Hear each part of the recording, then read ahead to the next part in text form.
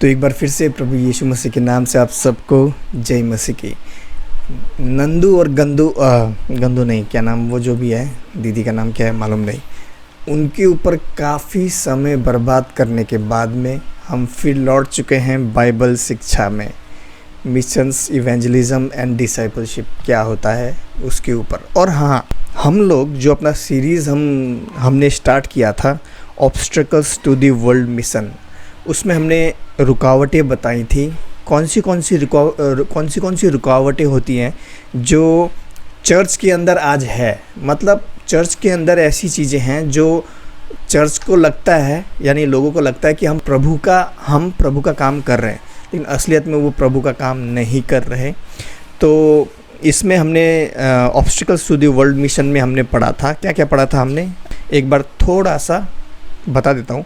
हमने philosophical hindrances पढ़ा था, यानी दार्शनिक रुकावटें। नेपाली में दार्शनिक बोलते हैं, हिंदी में क्या बोलते हैं नहीं मालूम, खैर। तो उसमें हमने पढ़ा था ह्यूमैनिज़्म, हिडोनिज़्म, मैटेरियलिज़म और ये सारी चीज़ें पढ़ी थी बाइबल के वचन के साथ। यानी ये विचार सब जो हैं, ये विचार आज चर्चों में पाए जाते हैं, जो कि बाइबल के हिसाब से गलत है। फिर दूसरे पॉइंट में हमने पढ़ा था रिलीजियस हिंड्रेंसेस, धार्मिक रुकावटें। धार्मिक रुकावटों में हमने पढ़ा था यूनिवर्सलिज्म, इक्यूमेनिकलिज्म, सिंक्रेनिज्म, पॉलीथियज्म। अब ये सब चीज़ें हैं क्या, आप ये जो सीरीज़ है obstacles to the world mission, इसका पार्ट देख लीजिए, आपको पता चल जाएगा।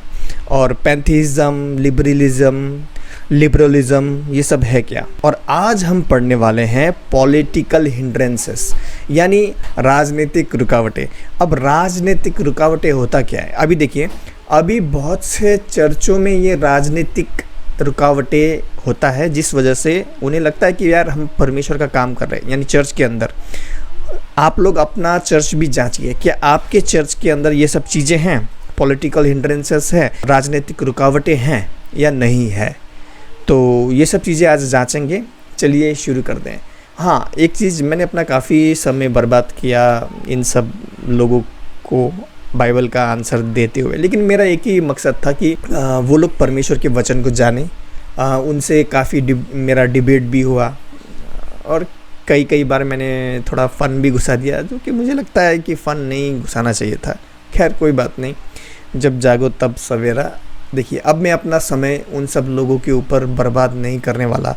अब मैं जानता हूँ, मैं हर बार यही बोलता हूँ, लेकिन हर बार वो जब कुछ ना कुछ सवाल पूछते हैं तो या तो फिर प्रभु यीशु के बारे में या तो यहोवा परमेश्वर के बारे में कुछ भी गलत बोलते हैं ना, तो मेरे से सहा नहीं जाता और मैं वीडियो बना देता हूँ। लेकिन अब की बार मैं पूरा कंट्रोल करूँगा अपने मन में और केवल फोकस करूँगा। अगर उन्हें जवाब भी दूंगा तो मैं फोकस करूँगा कि छोड़ो यार, उन्हें जवाब ही नहीं दूंगा। लेकिन अब की बार हम लोग खाली फोकस करेंगे बाइबल शिक्षा में, ठीक है, बाइबल शिक्षा में, क्योंकि यही चीज़ है जो सबसे मुख्य है। चलिए शुरू करते हैं। पॉलिटिकल हिंड्रेंसेस यानी धार्मिक रुकावटें जो हो सकता है आप लोगों के चर्च में भी हो, वो क्या है। ए में हम देखते हैं कम्युनिज़म। अब कम्युनिज़म है क्या, देखिए, there is no God, the state is God. कहने का मतलब है, जो कम्युनिज़म ख्यालात के जो लोग होते हैं, कुछ चर्चों में ऐसे भी होते हैं कि जो कम्युनिज़म ख्यालों के, उनका ये मानना होता है कि कोई परमेश्वर नहीं है, लेकिन जो हमारा देश है या फिर जो हमारा राज्य है वो ही परमेश्वर है। तो कुछ ऐसे ख्याल के लोग भी आपको चर्चों में मिल सकते हैं जो परमेश्वर है ही नहीं बोलते हैं और अपने देश को या अपने स्टेट यानी अपने राज्य को ही वो परमेश्वर मानते हैं और अपने राज्य और स्टेट के लिए ही करते हैं, लेकिन परमेश्वर के लिए कुछ नहीं करते। लेकिन इसके उलट बाइबल क्या सिखाती है, बाइबल कहती है only the fool says there is no God, creation affirms God's existence. कहने का ये मतलब है, अगर आप साम्स 14:1 रोमियो 1:18 से 22 और एक्ट्स यानी प्रेरितों के काम 17:22-28 पढ़ेंगे तो आपको पता चलेगा। वहाँ पर ऐसा लिखा गया है कि केवल जो मूर्ख व्यक्ति है वो कहता है कि कोई परमेश्वर है ही नहीं, केवल मूर्ख कहता है। और जो सृष्टि है, ये जो सृष्टि हम देखते हैं, पेड़ पौधे, सूरज, चांद, चंद्रमा, तारे, पत्थर, जो भी चीज़ हम देखते हैं हमारे आसपास, जीव जंतु, कीड़े मकोड़े, जो भी चीज़ हम देखते हैं हमारे आसपास, ये इन सब बातों का सबूत है कि परमेश्वर है। लेकिन जो ये कम्युनिज़्म ख्यालात वाले जो लोग होते हैं वो कहते हैं कोई परमेश्वर है ही नहीं, केवल हमारा देश ही परमेश्वर है, केवल ये, या तो केवल हमारा ये राज्य जो है वो ही परमेश्वर है, वही खुदा है, वही गॉड है। जैसे कई लोग कहते हैं भारत माता कहते हैं, ठीक है, कहते बहुत अच्छा है, लेकिन अगर हम शास्त्रों में देखेंगे तो भारत माता जैसी कोई भी देवी नहीं है। खैर छोड़ो, हम उस तरफ नहीं जाते हैं, लेकिन ये है कम्युनिज़्म ख्यालात वाले।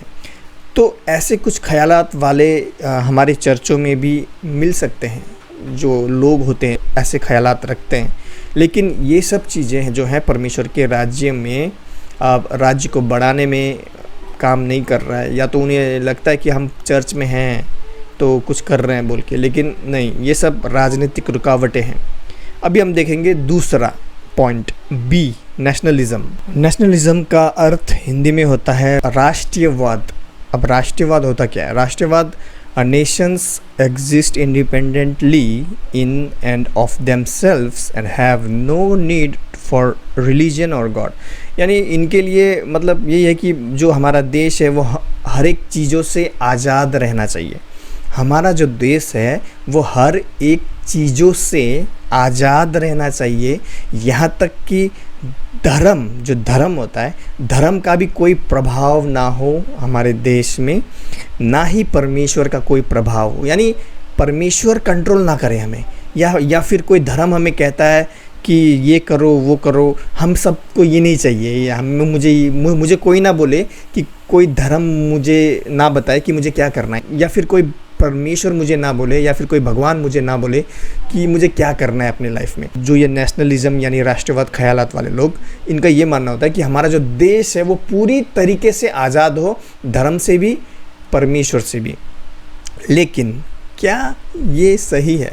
देखिए, अगर ऐसे ही ख्यालात वाले कई लोग आपको चर्चों में भी मिल जाएंगे जो नहीं चाहते कि यार कोई धर्म उन्हें कंट्रोल करे, या फिर वो धर्म सोचते हैं लेकिन एक्चुअली धर्म है नहीं, या फिर वो ऐसा सोचते हैं कि मुझे परमेश्वर ना बताए कि मुझे क्या करना है क्या नहीं करना है।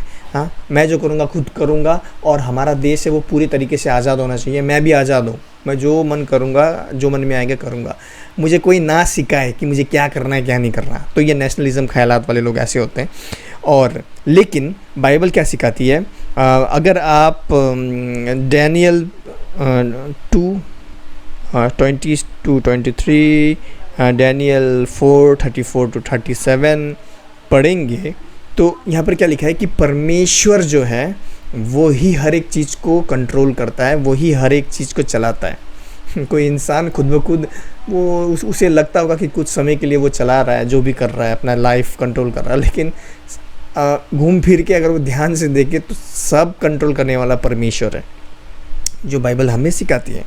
खैर, पॉइंट सी देखते हैं। पॉइंट सी है लिबरेशन थियोलॉजी। अब ये लिबरेशन थियोलॉजी होता क्या है? The people of the world need to be set free from social, political, cultural, economic operations. कहने का ये मतलब है कि जो ये लिबरेशन थियोलॉजी यानी आज़ाद ख्यालों वाले थियोलॉजी देते हैं, यानी शिक्षा देते हैं बाइबल का। यहाँ पर जब शब्द आज़ाद ख्यालात बोला जाता है, इसका मतलब कोई हर बार अच्छा शब्द नहीं होता है। ये हर बार हर जगह में इसको अप्लाई जब हम करते हैं तो इसका मतलब ये नहीं कि ये अच्छा है। हाँ, तो थोड़ा हमें बुद्धि से काम लेना है, ठीक है। तो ये लिबरेशन थियोलॉजी जो ये लोग होते हैं जो ऐसे विचार रखते हैं, इनका ये मानना होता है कि जो लोग हैं वो आज़ाद हो, किन से? समाज से।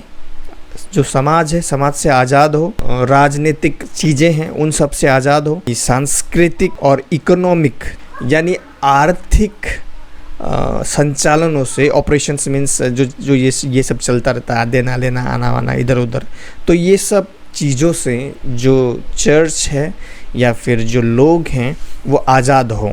हाँ, ये कुछ हद तक सही है, लेकिन हम पढ़ते हैं yes but the gospel relates primarily to sin. ये कुछ हद तक सही है, लेकिन जो सुसमाचार है वो मुख्य रूप से पाप को दिखाता है। सुसमाचार जो है वो मुख्य रूप से पाप को दिखाता है कि तुम पापी हो और तुम्हें उद्धार की ज़रूरत है। ये है सुसमाचार। खैर, तो Christ future kingdom on earth will ultimately deal with this problems. खैर, जो यीशु मसीह का जो दूसरा आगमन होगा, उसके बाद में उसका जो राज्य स्थापित होगा इस पृथ्वी में, यीशु राज करेगा। और जब यीशु मसीह राज करेगा तो ये सब जो प्रॉब्लम है, social, political, cultural, economic operations, ये इकोनॉमिक जो भी प्रॉब्लम्स है, जो भी समस्याएं हैं, राजनीतिक, सांस्कृतिक, जो भी ये सब समस्याएं हैं, इन सब का समाधान तो यीशु मसीह करेगा ना। तुम कौन होते हो समाधान करने वाले? हाँ, कुछ हद तक कोशिश कर सकते हो तुम, लेकिन एक चर्च मेंबर होके हमें परमेश्वर पे भरोसा रखना है कि परमेश्वर ही इसको पूरा करे। खुद ब खुद मैं करूँगा बोल के आगे नहीं जाना है हमें। खैर, तो ये था लिबरेशन थियोलॉजी। तो ये ऐसे चर्चों में भी कई पास्टर ऐसे होते हैं जो खुद ब खुद सब कुछ करने की कोशिश करते हैं, सांस्कृतिक रूप में, पॉलिटिकल यानी राजनीतिक रूप में, कल्चरल मतलब सांस्कृतिक रूप में। लेकिन हमें खुद ब खुद कुछ नहीं करना है, परमेश्वर में भरोसा रखना है, पर जो करेंगे परमेश्वर करेंगे। और इन सब समस्याओं का समाधान तो परमेश्वर, यीशु जब आएंगे अपने, जब वो दूसरा आगमन होगा, उसके बाद में उनका जब राज होगा, उस राज में ही उन सब समस्या का समाधान तो यीशु कर ही देंगे। और एक और चीज़ जो आजकल चर्चों में बहुत गलत हो रहा है वो ये है कि ये भी आता है आपका, ये पॉलिटिकल हिंड्रेंसेस में ही आता है, यानी राजनीतिक रुकावटों में आता है। वो ये है कि मैं देखता हूँ बहुत से चर्चों में क्या किया जाता है कि किसी फेमस इंसान को, जो कि बहुत प्रचलित है, बहुत फेमस है, किसी फेमस व्यक्ति को या कोई बड़े बड़े मंत्रियों को चर्च में बुलाया जाता है। उन्हें एकदम आगे स्टेज में बिठाया जाता है। तो उन्हें बुलाया जाता है, अच्छे से एकदम बिठाया जाता है, माला वाला लगा के उन्हें एकदम स्टेज में आके कुछ बोलने को कहा जाता है। हाँ, कि मंत्री जी आप कुछ बोलिए, हमारे चर्च वाले देख रहे हैं, इनको थोड़ा उत्साहित कीजिए। मंत्री आते हैं आगे, एकदम माइक में आगे खड़े होके, चर्च के अंदर हो रहा है ये सब, चर्च के अंदर, तो एकदम आगे खड़े होके बोलता है, ये वो क्या क्या बातें बोलता है। खैर, देखिए, ये चीज़ें रुकावटें हैं, राजनीतिक रुकावटें हैं जो चर्च में हैं। अभी बहुत से चर्चों में ये लोग जो यीशु मसीह को ना जानते हैं, ना परमेश्वर से उनका कोई मतलब ही नहीं है, वो अपने मतलब के लिए आते हैं। मंत्री वगैरह जो भी आते हैं वो अपने मतलब के लिए, उन्हें ज़्यादा वोट मिले और आके एक दो बात फालतू बकवास करके जाते हैं। परमेश्वर के बारे में तो कुछ बात ना बोलते हैं, ना कुछ सिखाते हैं, और फालतू बात इधर उधर का अपना एक्सपीरियंस, अपना व्यक्तिगत एक्सपीरियंस, व्यक्तिगत अनुभव आगे बोलते हैं। हाँ, लेकिन ऐसा बिल्कुल नहीं होना चाहिए। जो यीशु मसीह के साथ एक घटना घटी थी कि कुछ सदुकी और फरीसी यीशु मसीह से पूछते हैं, एक सिक्का दिखा के जिसमें सीजर का चेहरा था। सीजर उस समय का पूरा ऑलमोस्ट ऑल वर्ल्ड का वो रूलर था, यानी राज करने वाला था। तब उसका सिक्का दिखा के यीशु मसीह से बोलते हैं कि इसमें ये जो सिक्का है, क्या हमें सीजर को टैक्स देना चाहिए कि नहीं देना चाहिए, यीशु मसीह को फंसाने के लिए। तो यीशु मसीह उस समय में क्या कहते हैं, ये ध्यान दीजिए, उस वक्त यीशु मसीह क्या कहते हैं कि जो परमेश्वर का है वो परमेश्वर को दो, और जो सीजर का है यानी जो राजा का है वो राजा को दो। जो सीजर का है वो सीजर को दो, जो परमेश्वर का है वो परमेश्वर को दो। देखिए, आप इस पृथ्वी में रहते हैं तो एज अ ह्यूमन बीइंग आपको वोट देने तो जाना ही पड़ेगा। आप चाहे हिंदू हो चाहे हिंदू ना हो, वोट देना आपको जाना पड़ेगा। हाँ, जो राजा का है वो आपको राजा को देना पड़ेगा। और जो परमेश्वर का है, प्रार्थना, अपना जीवन, एक पवित्र जीवन जीने की लगातार जो प्रयास है, जो ट्राई आप करते रहते हैं, वो अपना मन परमेश्वर को देना है। और जो राजा का है वो आपको राजा को देना ही पड़ेगा। कुछ लोग मुझे कहते हैं, एक बंदा मेरे दूसरे चैनल में बोल रहा था कि ईसाई लोग कभी मेला नहीं जाते। मैंने बोला क्या बकवास है ये, ईसाई लोग मेला नहीं जाते। भाई, तुम इसी पृथ्वी में रहते हो, तुम्हें खाना पड़ेगा, टॉयलेट में जाके निकालना भी पड़ेगा। तुम विश्वासी बन गए तो इसका मतलब ये नहीं है कि तुम भाई ना खाओगे, ना पियोगे, ना घूमोगे। और एक विश्वासी मेला जा सकता है, मेला में जाके घूम सकता है, राइड्स में घूम सकता है, अपना इंजॉयमेंट कर सकता है, उसमें कुछ भी बुरा नहीं है। लेकिन ये बात लोग क्यों नहीं समझते, खैर छोड़िए। लेकिन जहाँ तक बात आती है चर्च के अंदर इन सब फेमस लोगों को बुला के आगे खड़ा करना, ये बिल्कुल सही नहीं है। ये सब राजनीतिक रुकावट है चर्च के अंदर, जो परमेश्वर का काम होने में, परमेश्वर का काम आगे बढ़ाने में रोक रही है। अभी देखिए, कोई मंत्री या कोई फेमस पर्सन, जैसे कुछ लोग, मैं यूट्यूब में मैंने भी ये गलतियाँ की हैं कि जैसे मैं भी पहले जॉनी लीवर का जो टेस्टिमनी है वो सब डालता था। बदरू निकल जाए इसी वक्त, in the name of Jesus, in the name of Jesus, निकल जाए in the name of Jesus, अरा सकिरंतो। लेकिन एक चीज जो ज्यादातर चर्च करते हैं, वो कोई फेमस आदमी को, जैसे जॉनी लीवर को बुलाएंगे या फिर किसी मंत्री को बुलाएंगे, और जॉनी लीवर उधर आके अपना एक्सपीरियंस शेयर करेगा कि मेरे साथ क्या हुआ। बल्कि होना ये चाहिए कि चर्च, सबसे पहले तो चर्च का जो पुलपिट है या स्टेज है, वहाँ पर किसी भी ऐसे व्यक्ति को खड़ा नहीं होना चाहिए जिसके पास बाइबल थियोलॉजी का ज्ञान ना हो, शिक्षा ना हो, वो ट्रेनिंग ना ली हो। हो सकता है आप में से कुछ लोग कहें कि यार भाई क्या बकवास कर रहे हो यार, चर्च के स्टेज में कोई भी आ सकता है, कोई भी प्रभु के बारे में बोल सकता है, इसमें कुछ बुराई नहीं है।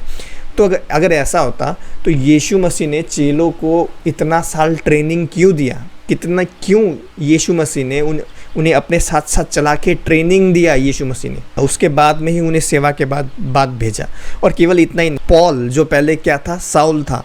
साउल जब पॉल बना उससे पहले साउल को तो डायरेक्ट परमेश्वर यीशु दिखे थे, और इतना रोशनी वो देख नहीं पाया, वो अंधा हो गया। खैर छोड़ो, लेकिन साउल को जब परमेश्वर खुद स्वयं यीशु मसीह आए और यीशु मसीह ने कहा कि इसके बाद में तू हनन्याह के पास जा, तू उधर जा, फिर वो प्रार्थना करेंगे तेरे लिए, ऐसा क्यों कहा? अगर आप बाइबल पढ़ते जाएंगे तो आपको पता चलेगा कि पॉल ने क्या किया।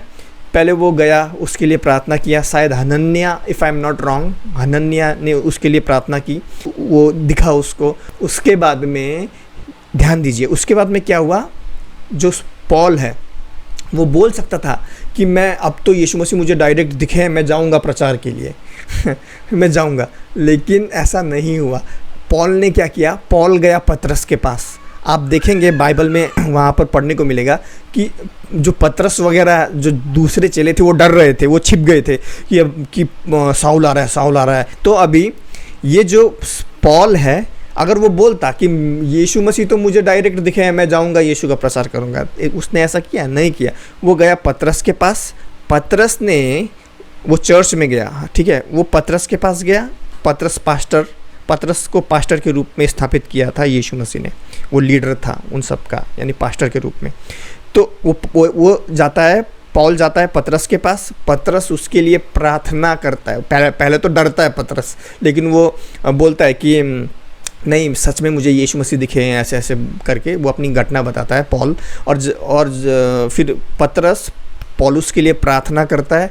उसके बाद में पौलुस जाता है, पौलुस बोल सकता था मेरे लिए तो प्रार्थना भी किया, मुझे अभिषेक किया, जो ज़्यादातर पास्टर लोग भी बोलते हैं आजकल, मुझे अभिषेक किया, अब मैं जाऊंगा डायरेक्ट प्रचार करूंगा लेकिन ऐसा नहीं। उसके बाद में, अभिषेक के बाद, मतलब प्रार्थना करवाने के बाद में पौलुस जाता है बरनबास के पास, और बरनबास उसे ट्रेनिंग देता है बहुत साल। वो एक्यूरेट कितना साल है वो मैं आपको कभी पढ़ के बताऊंगा, लेकिन उसे ट्रेनिंग देता है कई साल। और फुल ट्रेनिंग के बाद में ही पौलुस प्रभु का काम करना, प्रचार करना स्टार्ट करता है। लेकिन हम देखते हैं कि ये सब चीज़ें पॉलिटिकल रुकावट है परमेश्वर के चर्च के अंदर, कि किसी फेमस लोगों को बुलाते हैं, जैसे जॉनी लीवर या कोई हीरोइन, प्रेम चोपड़ा को भी मैंने देखा है आके प्रभु का बात करता रहता है। देखो, खाली बात करना काफ़ी नहीं है। देखिए, वो लोग तो सिखाते हैं अपनी बुद्धि के हिसाब से। अगर ऐसा होता तो पौलुस भी तो खुद जाके प्रचार कर सकता था ना, लेकिन उसने प्रॉपर ट्रेनिंग ली पौलुस ने भी, उसके बाद में ही प्रचार किया। उसने नहीं बोला कि प्रभु मुझे तो डायरेक्ट दिखे, अब तो मैं जाऊंगा प्रचार करने, ऐसा नहीं हुआ। वो पहले गया पीटर के पास, पीटर ने यानी पतरस ने उसके लिए प्रार्थना की। प्रार्थना करने के बाद में फिर बरनबास के साथ ट्रेनिंग लिया, फिर ट्रेनिंग के बाद में उसने प्रभु का काम स्टार्ट किया। तो मैंने भी ये गलती की है, बिना ट्रेनिंग का ही प्रचार स्टार्ट। लेकिन अभी जब ट्रेनिंग ले रहा हूँ तो ये सब बातें मुझे पता चल रही है कि क्या गलती मैं कर रहा था, और मैं नहीं चाहता कोई और करे। और यही पॉलिटिकल हिंड्रेंसेस जो है, रुकावटें हैं, जो क्या बोलते हैं, पॉलिटिकल मीन्स राजनीतिक रुकावटें हैं, जो आज बहुत से चर्चों में हो रहा है। बहुत से चर्चों में फेमस लोगों को बुलाते हैं प्रचार के लिए, हाँ, एकदम आगे स्टेज में, पुलपिट में, और फिर उसके बाद में क्या होता है, वो आके अपना व्यक्तिगत एक्सपीरियंस बताते हैं कि मेरे साथ ऐसा हुआ, फिर मैं प्रभु में बच गया। अरे भाई, ये सब बातें तो ऐसे ठीक है, आप बच गए, लेकिन बाइबल से आपने क्या सिखाया? बाइबल से क्या सिखाया आपने? बाइबल से तो आप नहीं सिखाए ना। आप खुद नहीं सीखे तो आप दूसरों को क्या सिखाओगे? आप खुद देखिए, इंडियन आर्मी में भी आपको ट्रेनिंग लेनी पड़ती है, लगभग 9 महीने, जितने महीने बच्चा गर्भ में रहता है, 9 महीने लगभग आपको ट्रेनिंग लेना पड़ता है। उसके बाद में ही आप फिर आर्मी बनते हो, फुल आर्मी, मतलब फिर उसके बाद में ही आप अपने काम पे ड्यूटी ज्वाइन करते हो। ऐसे ही आप उठ के सुबह उठेंगे आँख ऐसा करते हुए मैं आज प्रचार करने जाऊंगा, ऐसा नहीं होता है। मैंने भी ये गलती की है, मैंने खुद ने की है, इसलिए मैं बोल रहा हूँ ऐसा मत करो।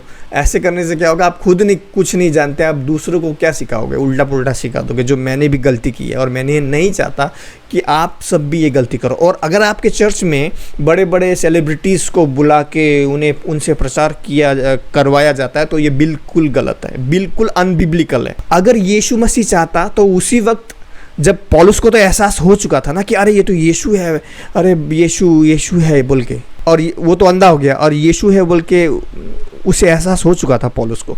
अगर यीशु मसीह प्रभु चाहते तो उसी वक्त उसका आँख खुलवा देते, एक बार में बोलता कि ठीक हो जा प्रभु।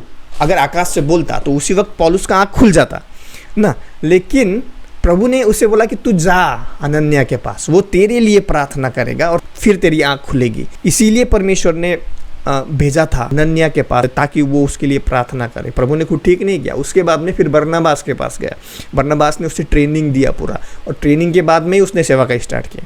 तो इसीलिए ऐसे फेमस सेलिब्रिटीज़ को, कोई हीरो हीरोइन को या कोई कॉमेडियन को, जॉनी लीवर को, इसको उसको उठा के मत लेके आओ चर्च के अंदर, उठा के मत लेके आओ। उनके पास कुछ ट्रेनिंग नहीं है, वो सांसारिक जो ज्ञान है उनका वही बातें आपको बताएंगे।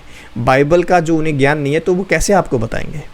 तो खैर मेरे प्रियो, वैसे भी वीडियो काफ़ी लंबा हो चुका है। ये सब चीज़ें अगर आपके चर्च के अंदर हैं तो आशा करता हूँ आप अपने पास्टर्स को बताओ ये गलत है, ऐसे नहीं होना चाहिए। ऐसे ही एक भाई मुझे व्हाट्सएप में पूछ रहे थे कि भाई मैं खुद ब खुद बाइबल पढ़ के सब कुछ ज्ञान पा सकता हूँ क्या? ऐसे नहीं होता है। अगर ऐसा होता तो मैंने कहा ना कि यीशु मसीह तो खुद ब खुद अगर डिश करके ऐसा शक्ति फेंकते चेलों को बिठा के, तो चेलों को अंदर सब ज्ञान आ जाता ना। वो परमेश्वर है, वो कुछ भी कर सकता है। चेलों को एकदम लाइन में रख के यीशु मसीह डिश करके ऐसा शक्ति करते तो सबको बाइबल का ज्ञान आ जाता ना। लेकिन यीशु मसीह ने ऐसा क्यों नहीं किया? यीशु मसीह ने उन्हें अपने साथ चला के, अपने साथ उन्हें सिखाया, बिठा के उन्हें सिखाया, घूमते घूमते भी सिखाया, अपने साथ साथ लेके चले। क्यों? अगर यीशु मसीह डिश करते तो सबको बाइबल का ज्ञान आ जाता, सबको पता चल जाता। लेकिन यीशु मसीह ने क्यों ट्रेनिंग दिया उन्हें? क्योंकि यीशु मसीह हमारे लिए एक उदाहरण बन रहे हैं कि तुम्हें भी ऐसा करना है, ट्रेनिंग लेना है। बिना ट्रेनिंग का तुम्हें अपने आप ज्ञान नहीं आएगा, कोई शक्ति नहीं आएगी ऐसे करके, बिना मेहनत का कुछ नहीं होगा। तो इसीलिए ये सब चीज़ें अगर आपके चर्चों में हैं, ये सब पॉलिटिकल हिंड्रेंसेस है जो परमेश्वर के राज्य में रुकावट डालते हैं। सावधान रहिए। ये संसार जो सत्य आपको सिखाता है ये बिल्कुल उसके उलट है जो बाइबल सिखाता है। फैसला आपका है कि आप संसार की शिक्षाओं को मानोगे या फिर बाइबल की। इस संसार को पॉलिटिक्स, फिलॉसफी या फिर धर्म की ज़रूरत नहीं है। ज़रूरत है तो यीशु मसीह के द्वारा पिता परमेश्वर के साथ एक अच्छा रिश्ता बनाने की, और ये ही सबसे बड़ा मिशन है। प्रभु यीशु मसीह आप सबको आशीष दें। मिलते हैं अगले वीडियो में। जय मसीह की।